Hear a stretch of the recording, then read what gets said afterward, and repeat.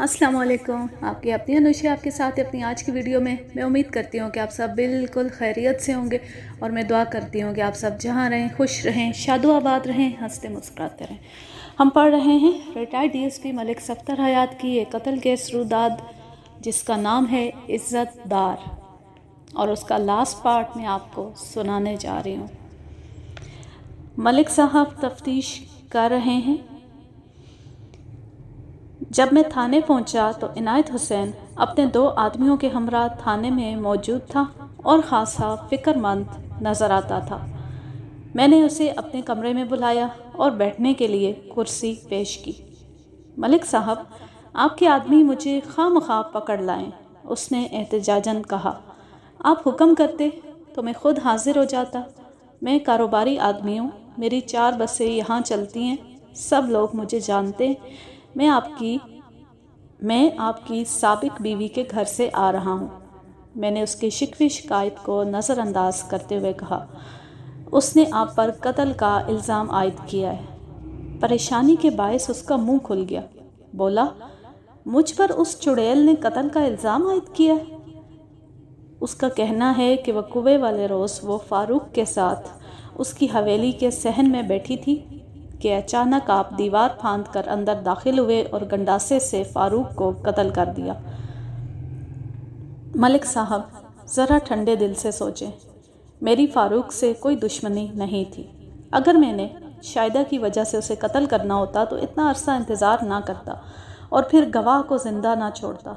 तौबा तौबा, मैं कारोबारी आदमी हूँ जनाब, इज़्ज़त से रोटी कमाता हूँ। कत्ल मेरी लाइन नहीं है जनाब। आपने मुझे मुरम्मत की रसीद दिखाने का वादा किया था। उसने जेब से चंद कागजात निकालते हुए कहा, रसीदें हाजिर हैं जनाब, ये देखें। ये वर्कशॉप की रसीद भी है और होटल की भी। 2 रातें हमने होटल में गुजारी थी, 2 और 3 फरवरी की रातें। 4 फरवरी को हम वापस आए थे। मेरा मकैनिक भी मेरे साथ था, वो बाहर बैठा है, आप उसे बुलाकर पूछ सकते हैं।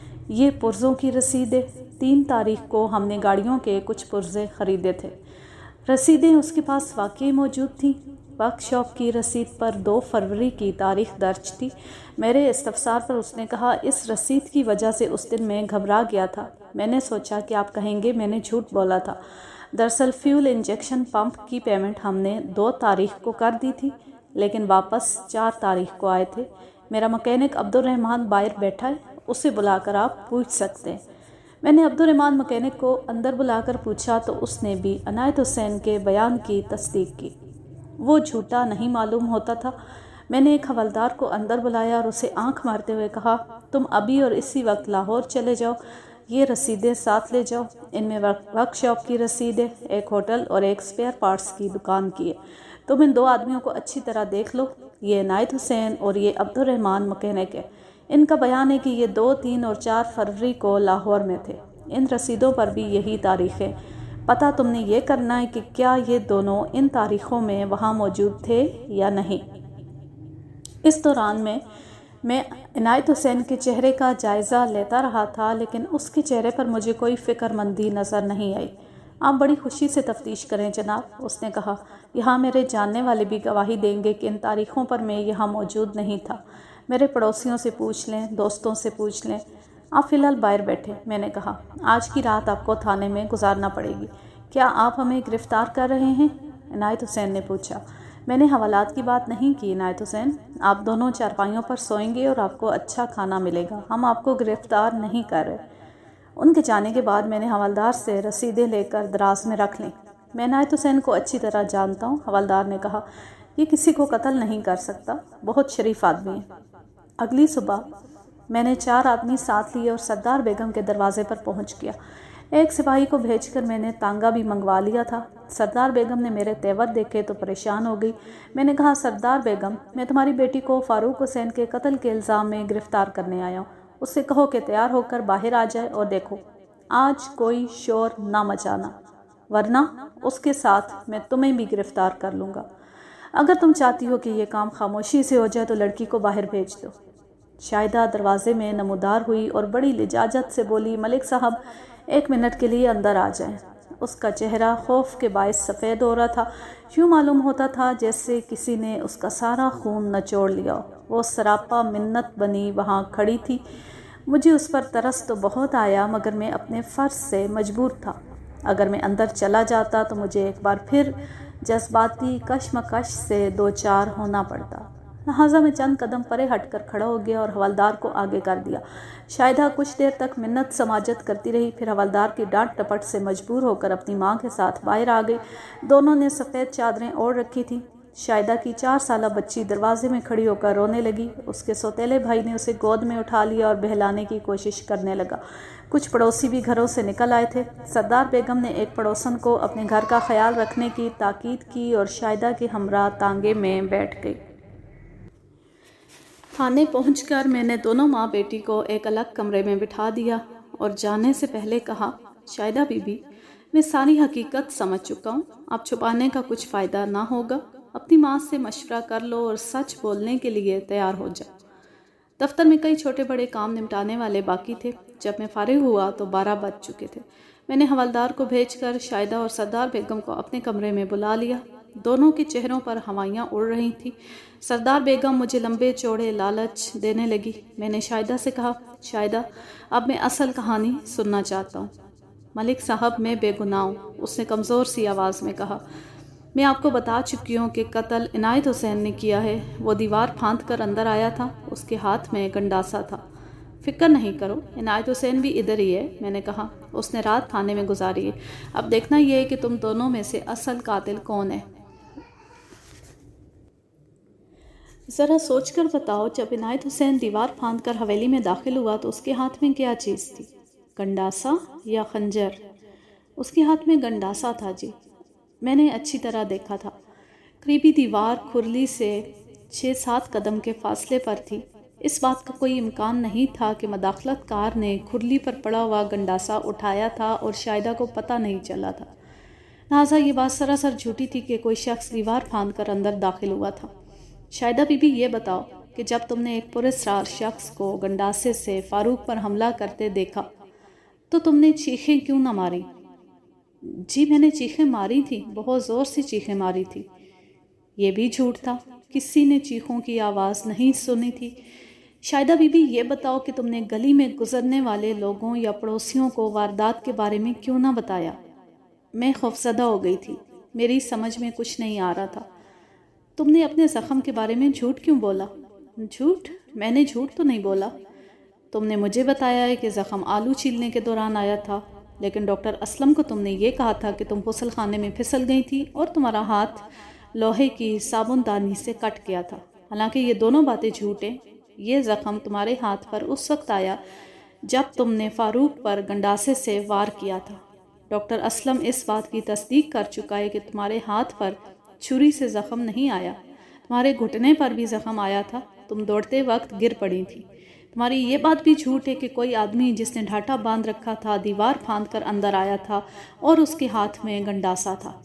گنڈاسا کھرلی پر پڑا ہوا تھا اور وہ منظور حسین کی ملکیت ہے۔ تمہارا یہ بیان بھی جھوٹا ہے کہ ڈھاٹے والا شخص عنایت حسین تھا۔ عنایت حسین 2، 3 اور 4 فروری کو لاہور میں تھا، ہم اس بات کی تصدیق کر چکے ہیں۔ وہ کچھ نہیں بولی اور کسی بیمار کی طرح فرش پر بیٹھ گئی۔ میں نے بات جاری رکھتے ہوئے کہا، میں نے تمہاری خانہ تلاشی کے لیے سرچ وارنٹ حاصل کر لیے ہیں۔ مجھے یقین ہے کہ تمہارے خون آلود کپڑے تمہارے گھر سے برآمد ہو جائیں گے۔ شاہدہ بی بی، تمہارے خلاف قتل عمد کا کیس بنتا ہے۔ تمہارے خلاف کافی سے زیادہ شہادتیں اکٹھی ہو چکی ہیں۔ ان شہادتوں کی بنا پر میں تمہارے خلاف 302 کا پرچہ کاٹ سکتا ہوں۔ مجھے نہیں پتا کہ تم نے فاروق کو وقتی اشتعال کے تحت قتل کیا ہے یا سوچے سمجھے منصوبے کے تحت۔ اس بات کا فیصلہ میں تمہارا بیان سننے کے بعد ہی کر سکتا ہوں۔ میں اسے سارا دن قانون کی باریکیاں سمجھاتا رہا۔ رات کے 10 بجے اس نے اقبال جرم کر لیا۔ میں نے اس پر کوئی تشدد نہیں کیا، نہ ہی سخت لہجہ اختیار کیا تھا۔ اس نے روتے ہوئے جو واقعہ میرے سامنے بیان کیا وہ میں اپنے الفاظ میں آپ کے سامنے پیش کرتا ہوں۔ شاہدہ نے مجھے بتایا کہ فاروق ایک اچھا انسان اور بہترین دوست تھا، اس لیے وہ اسے بہت پسند کرتی تھی۔ تاہم وہ اس کے ساتھ شادی پر راضی نہیں تھی کیونکہ وہ اپنے باپ کے ترکے میں سے حصہ لینے پر تیار نہیں تھا۔ شاہدہ کو ایک اچھا شوہر ہی نہیں، ایک پرآسائش گھر بھی درکار تھا، اس لیے وہ فاروق کو پسند کرنے کے باوجود اس سے شادی پر راضی نہ ہوئی۔ اسے فاروق کی جو بات سب سے اچھی لگی وہ یہ تھی کہ فاروق نے اس کے انکار اور شادیوں کے باوجود اس کے لیے دل میں کبھی بغض نہیں رکھا۔ وہ ہمیشہ محبت اور خلوص کے ساتھ ملتا تھا اور نہ صرف اپنے گھر کے بلکہ دل کے دروازے بھی اس کے لیے کھلے رکھتا تھا۔ یہ بات شاہدہ کو بہت اچھی لگتی تھی۔ یہ بات واقعی شاہدہ نے کہی تھی کہ وہ ایک تہی دست اور لنگڑے فلسفی کے ساتھ شادی کر کے اپنی زندگی خراب نہیں کرنا چاہتی، لیکن فاروق نے اس بات پر کسی رد عمل کا اظہار نہیں کیا تھا۔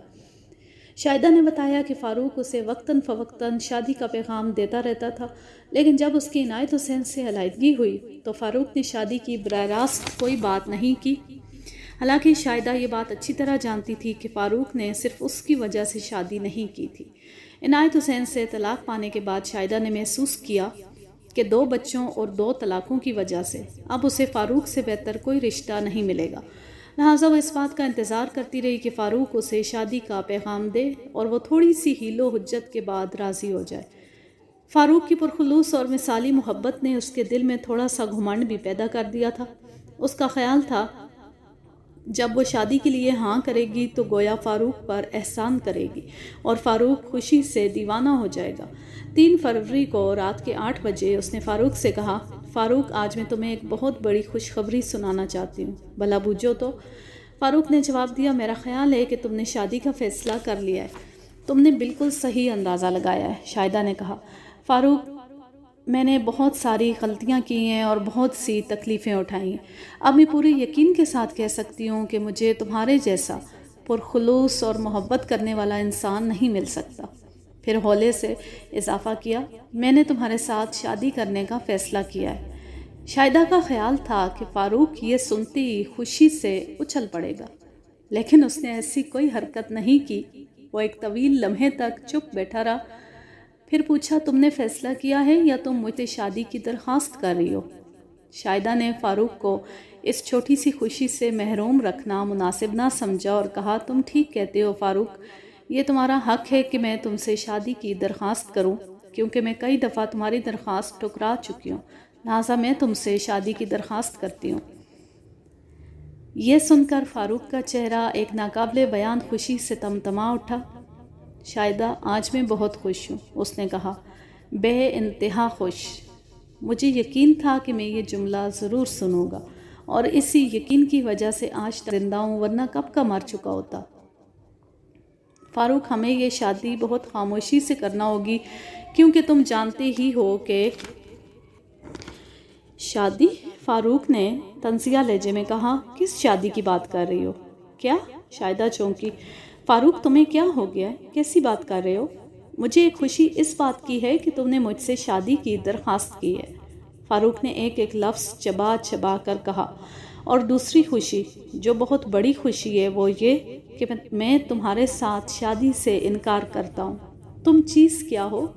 آوارہ، فلرٹ، ہرجائی، دولت کی پجارند؟ فاروق، تمہارے جیسی خود پسند اور حسن فروش عورت سے بہت بلند ہے، سمجھی تم؟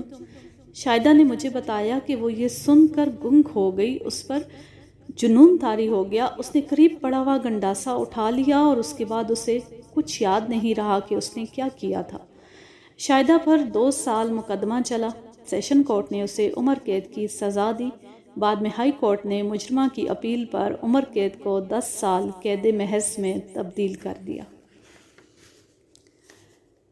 لیں جی، اس کہانی کا اختتام ہو گیا۔ ویسے میرے خیال میں شاہدہ کے ساتھ نرمی برتنا غلط تھا۔